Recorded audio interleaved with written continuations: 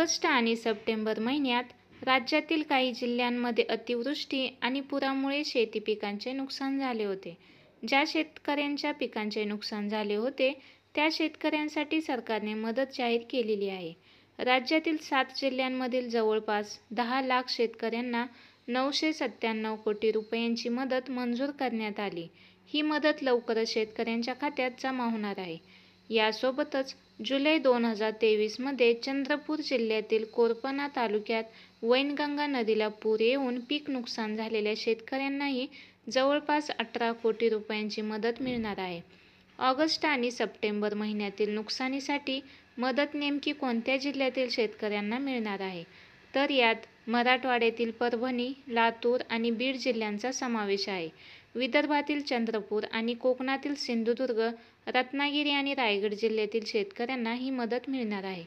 परभणी जिल्ह्यातील शेतकऱ्यांना सर्वाधिक मदत मिळणार आहे. परभणी जिल्ह्यात जवळपास 4 लाख हेक्टरवरील पिकांचे नुकसान झाले होते.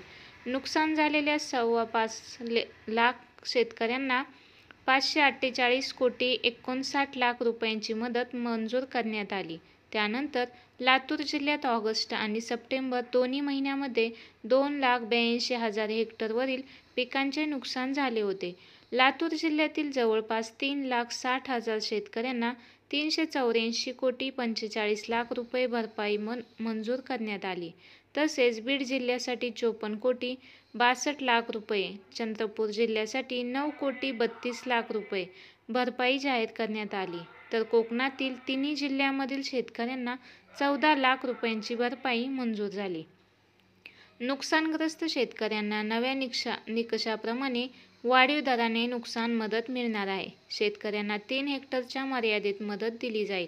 म्हणजेच एका शेतकऱ्याला जास्तीत जास्त 3 हेक्टरपर्यंतच मदत दिली जाईल. तसेच हेक्टरी मदतही वाढीव दराने मिळणार आहे.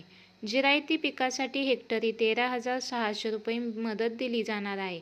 तर बागायती पिकांसाठी 27,000 रुपये प्रति हेक्टर आणि बहुवार्षिक म्हणजेच फळ पिकासाठी हेक्टरी 36,000 रुपये मदत दिली जाणार आहे.